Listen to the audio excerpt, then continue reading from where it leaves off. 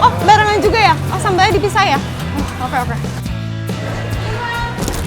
Ah, aduh, aduh, aduh. Ah, maaf ya Mas ya. Aduh, aduh, aduh.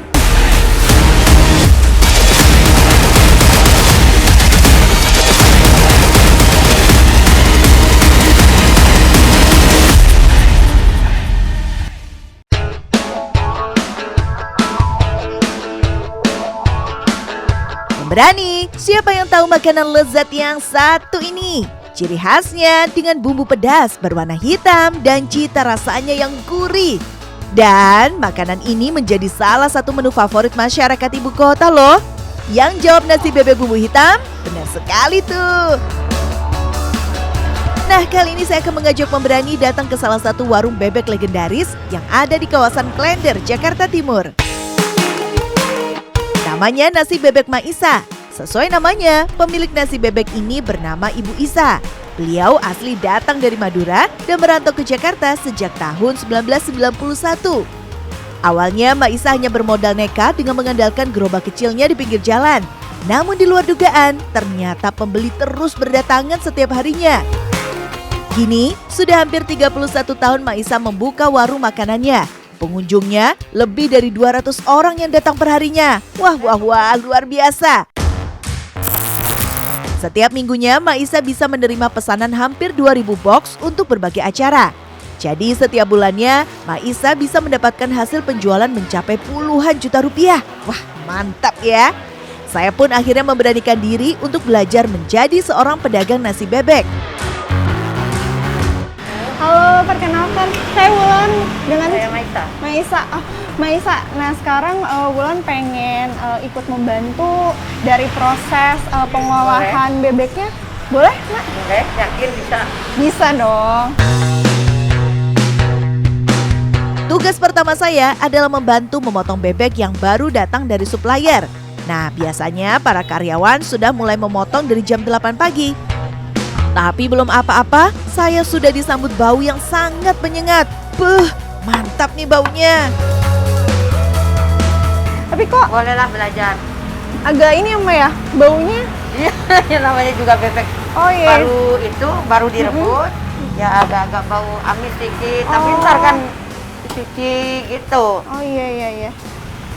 Pemberani, ini saya udah mulai untuk pemotongan bebek ini, dan saya udah mulai mencium aroma-aroma yang agak menyegar Kamu di sana. karena ini bebeknya itu belum dicuci dan baru datang dari Jatinegara. Sekarang kita langsung mulai aja ya, Ma ya? Boleh, silakan. Oke. Proses pemotongan bebek ini lumayan cepat loh. Bayangkan, hanya butuh 2 jam saja untuk memotong 300 ekor bebek setiap harinya.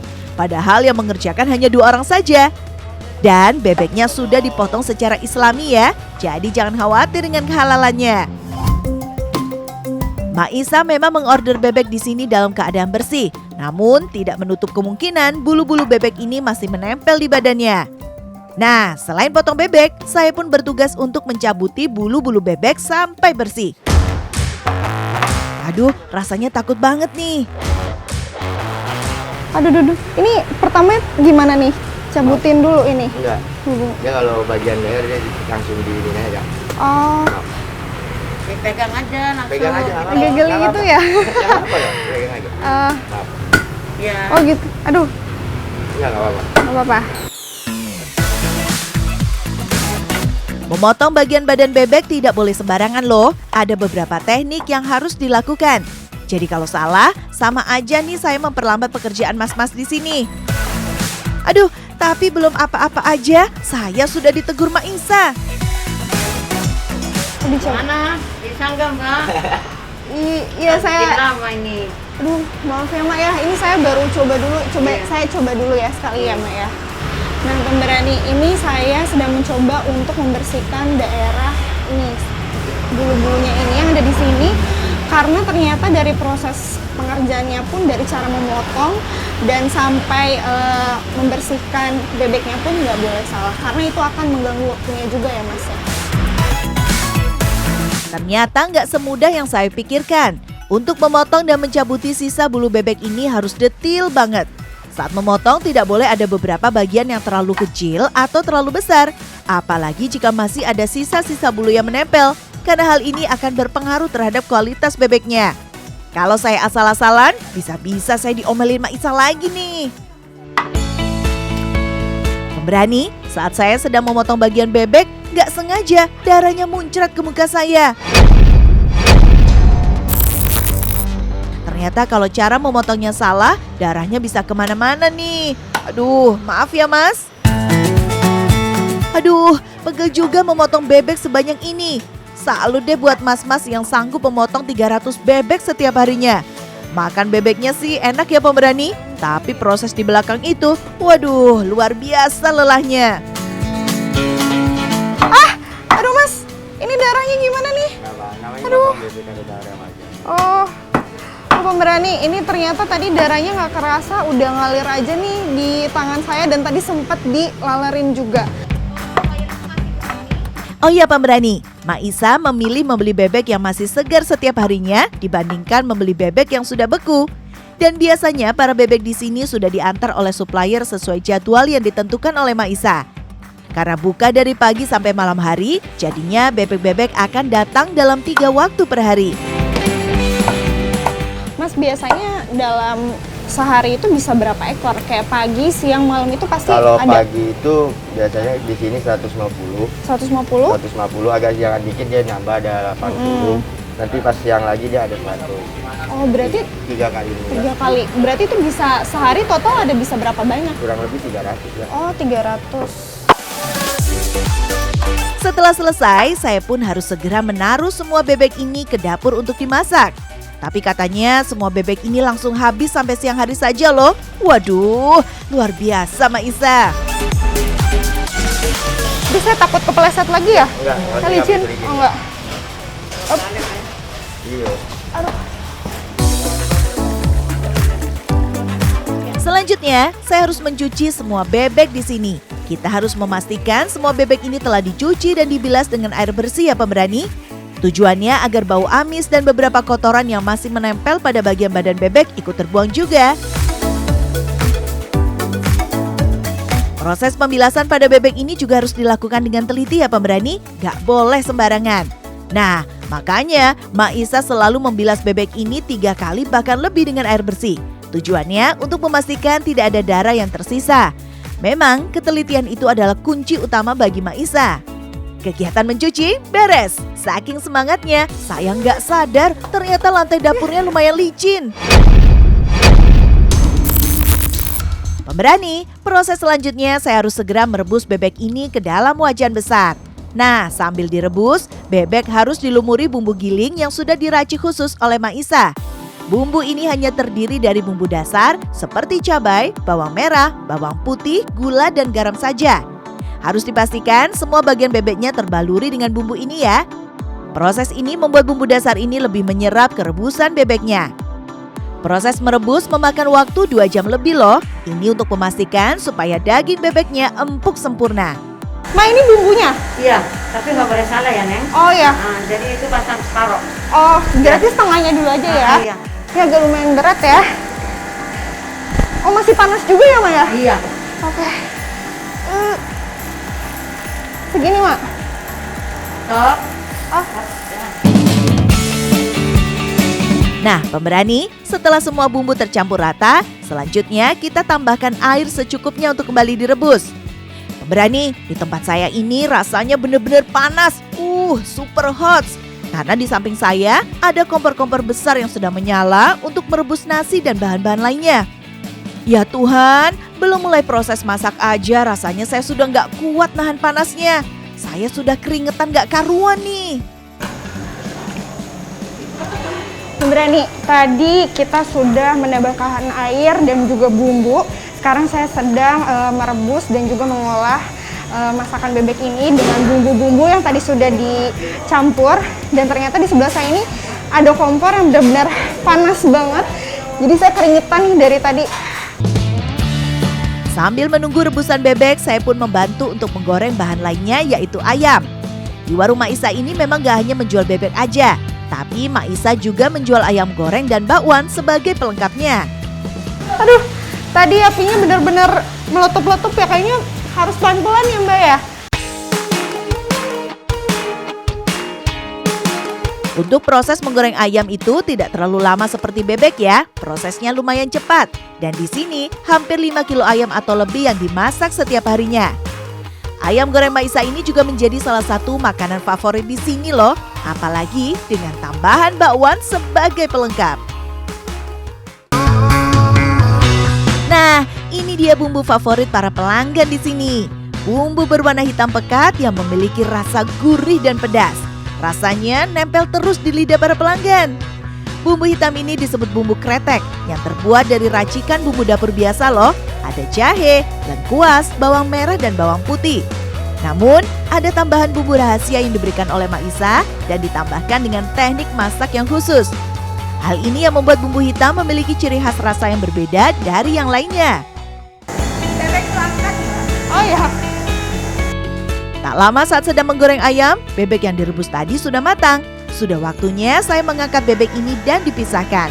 Biasanya satu penggorengan besar ini akan menghasilkan 1 baskom besar bebek rebus untuk nantinya digoreng 2 kali.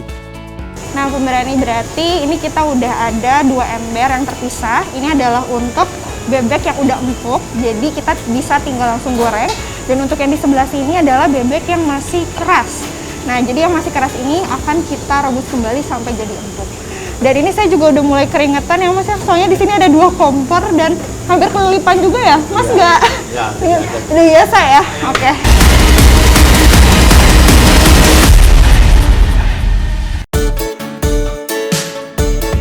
Setelah dipilih beberapa bebek yang sudah empuk, saya pun harus segera menggorengnya. Nah, pemberani, mengaduk bebek ini pun harus pakai tenaga yang kuat nih. Wah, ternyata nggak semudah yang terlihat. Ditambah hawa panas dari kompor-kompor ini membuat mata saya benar-benar perih. Pemberani, sekarang saya lagi menggoreng bebek yang tadi udah direbus. Ini bebeknya udah matang dan ini dalam wajan yang panas. Dan ini ngegorengnya berapa lama Mas? Sampai kering aja? Oke. Aduh, ini panas banget ya. Gak gampang ternyata harus menggoreng bebek di ruangan yang sangat panas ini. Rasanya keringet saya gak henti-hentinya keluar. Mata yang perih membuat saya sulit fokus untuk menggoreng bebeknya nih. Benar-benar karyawan Mak Isa nih luar biasa. Salut Mas. Biasanya para karyawan sudah membuat bumbu hitamnya dari pagi hari. Lalu siang sekitar jam 1 siang akan membuat lagi 1 wajan besar untuk digunakan esok hari. Para karyawan Mak Isa ini tak berhenti memasak sejak pagi. Apalagi ketika para pembeli tidak berhenti berdatangan. Jadi mereka harus terus memasak agar persediaan makanan cepat tersaji. Proses memasak terus berjalan. Giliran saya harus bergegas membantu teman-teman di depan untuk bersiap melayani pembeli. Berani, sekarang saya sudah membawa bebek yang tadi sudah dipotong-potong dan sekarang akan dibumbui dan diolah menjadi makanan yang sangat lezat. Oke, permisi. Teman-teman di sini selalu membagi tugasnya masing-masing. Ada yang bertugas di area dapur melayani pembeli dan juga bersih-bersih. Biasanya teman-teman di sini sudah harus bersiap dari jam 8 pagi karena para pembeli sudah akan berdatangan dari jam 9 pagi. Saya harus segera mendata makanan yang sudah siap untuk ditaruh di area etalase makanan. Wah, banyak sekali persiapan yang harus saya lakukan. Seperti membawa bebek, ayam, dan nasi yang harus diletakkan di depan etalase makanan. Dan kali ini saya harus membawa nasi yang sangat berat. Aduh Mas, aduh. Kejepit ya. Aduh, ini saking beratnya nasi yang tadi udah saya bawa, tangan saya sampai kejepit. Dan ternyata membawa makanan dari dapur, balik lagi ke sini juga benar-benar capek banget.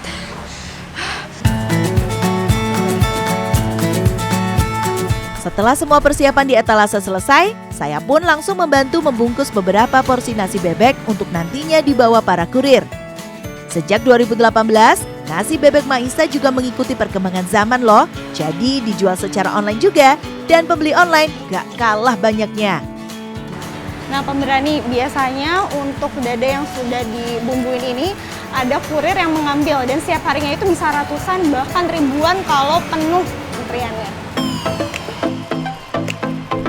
Oh ya, Maisa pun menjual bumbu bebek racikannya dalam botol loh dan sudah sering dijual di berbagai kota di Indonesia seperti Pulau Jawa, Sumatera, Bali hingga Kalimantan.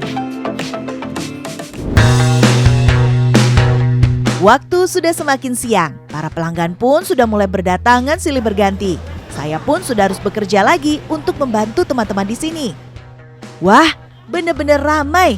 Banyak dari pelanggan yang datang di jam istirahat kantor. Harga nasi bebek yang lumayan terjangkau Rp22.000 per porsi membuat warung Maisa tak pernah sepi. Saking banyaknya para pelanggan yang datang, saya pun sampai dibuat pusing. Ternyata banyak dari mereka yang sekali pesan lebih dari 10 nasi bebek dengan permintaan yang berbeda-beda. Pemberani, saya saja yang sudah berkali-kali diingatkan masih sering lupa dengan pesanan para pelanggan. Pesanannya? Oh 5, bebek aja. Oh iya. Tapi biasanya para karyawan di sini sudah terbiasa. Bahkan seringkali para pelanggan yang sekali order bisa sampai 20 pesanan. Hebat. Berani. Tadi Bapak ini pesan apa, Pak? 10 bebek. Oh, 10 bebek tanpa nasi. Terus yang tadi juga pesannya apa ya? Bapak pesan apa tadi? Oh, barengan juga ya? Oh, sambalnya dipisah ya? Oh, oke. 10 bebek sama tanpa nasi ya, Pak ya? Oke. Ini ya? Yang beda tuh ini ya? Bener saja pemberani, saking ramainya saya sampai lupa beberapa pesanan pelanggan nih. Waduh.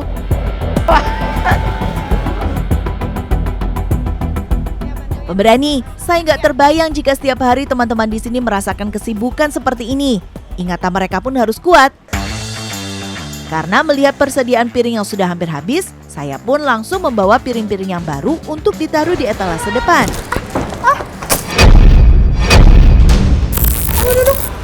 Maaf ya Mas ya. Aduh. Ya Tuhan, jadi gaduh begini. Aduh, jadi nggak enak nih sama para pelanggan. Maafkan saya ya Maisa, saya berjanji akan lebih berhati-hati. Bu, ini ditaruh di mana, Bu? Ya kan, pelan-pelan ya. Oh iya. Capek. Iya maaf ya Bu ya, tadi saya sempat senggol Masnya jadinya piringnya pada jatuh. Saya pun masih harus melanjutkan pekerjaan yang lainnya, yaitu membersihkan meja-meja yang kotor. Aduh pemberani, rasanya badan saya pegal sekali hari ini. Ternyata pekerjaan teman-teman di sini nggak semudah yang dibayangkan. Saya saja yang belum bekerja seharian penuh sudah merasa lelah luar biasa.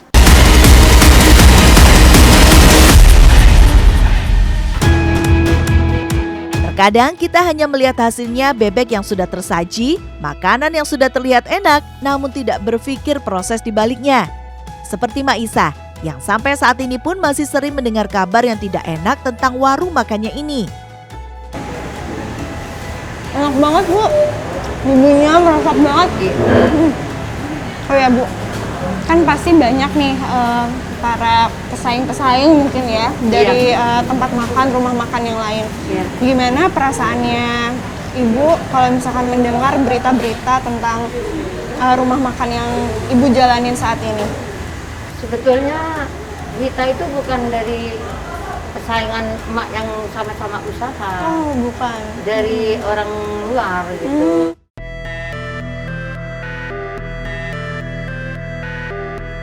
Ya, sabar dan tawakal. Itulah yang menjadi kunci Maisa menghadapi kehidupan. Juga terhadap orang lain yang mungkin iri terhadap kesuksesannya saat ini. Tiada mengenal kata libur. Hari-harinya pun terus diisi dengan melayani para pelanggan dan menerima beberapa pesanan box.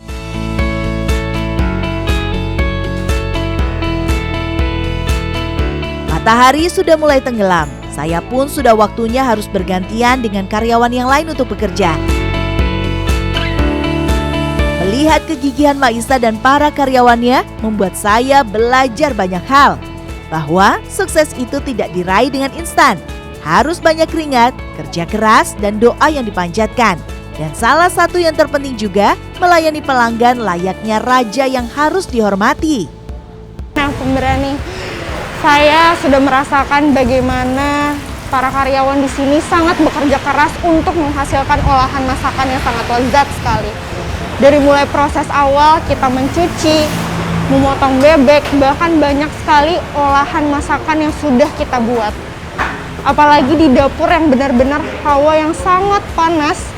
Saya berdiri di depan kompor, api yang sangat besar dan banyak sekali wajan.